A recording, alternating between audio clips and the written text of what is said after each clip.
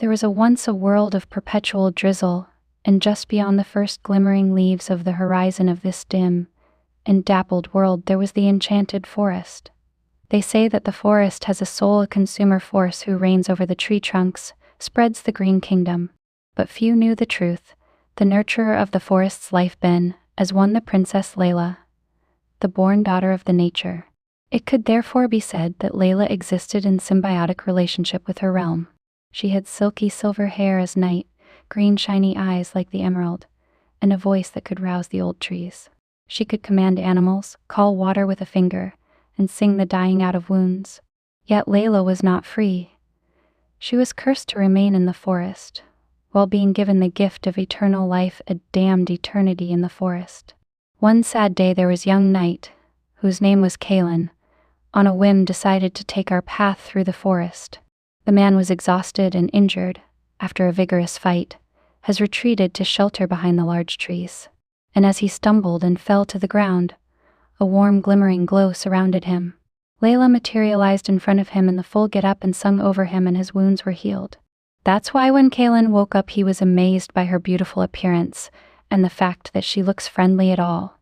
"Who are you?" he asked. "My name is Elyra," she said, touching her chest gently. "I am the guardian of this forest." "But why have you come here?" "Night." When Kaelin woke up he realized she was beautiful, and had a nice look in her pretty eyes. "Who are you?" he asked. "I don't know you," she said. "I am Elyra, the protector of this forest." "But why have you come here, an unmarried man?" "There is nothing in my kingdom that to my knowledge gives me the following query. I look for the way to cease a great war," Kaelin said. "The king has sent me to find the legendary heart of the forest, a tree which is said to provide anyone that chops it down with as much power as they desire." Elyra's smile faltered. She knew what he sought. "What is the heart that you and I seek so desperately?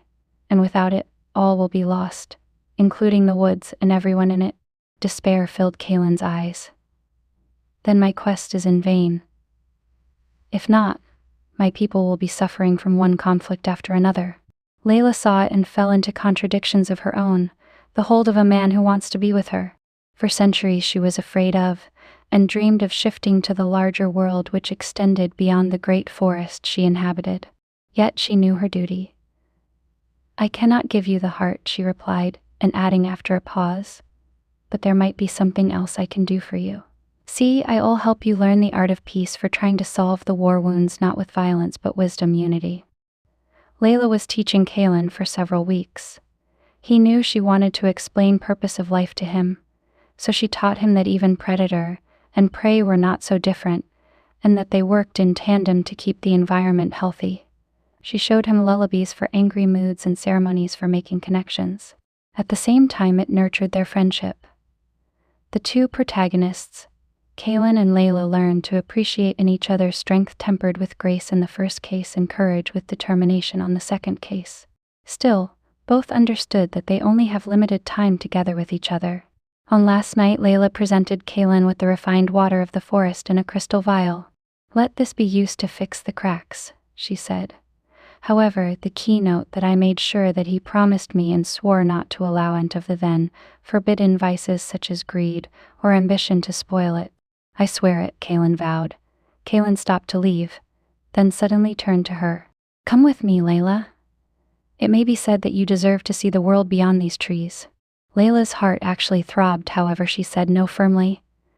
"I must admit that without me the forest would wither. It is my home, my life." "I will," Kaelin said, repeating his words in more sophisticated mannering and anachronism sarcasm. The epitome of royalty.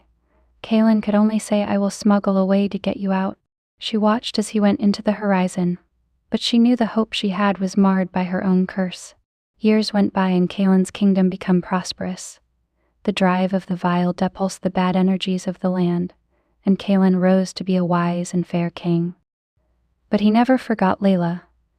He did not fail her part as he read various texts and went to look for the most learned men to help him find how to remove that curse from her. Late one night with the moon in the sky, he went back to the forest carrying an amulet that was created out of all their conversations together. Elyra came. She was as beautiful as ever. Kaelin, she murmured with wet eyes on her face. I found the answer, he said, and presented a small pendant in front of him. With this I shall be able to give myself to the forest to share in your load, and only together it will be defended, and you'll stay, not being lonely anymore. Layla's lowered her eyes at his selflessness. But what of your kingdom? They will thrive, because they are now following the paths of harmony, Kaelin added, and this heart has belonged here with you.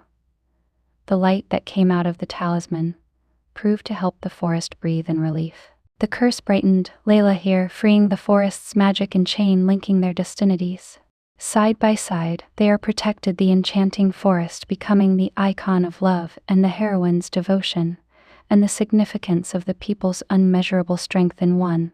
Baba Wug's forest continued to grow, and was alive after a union of two people who dared to be together. They disappear, but their story will continue and people would sing about them in the wind.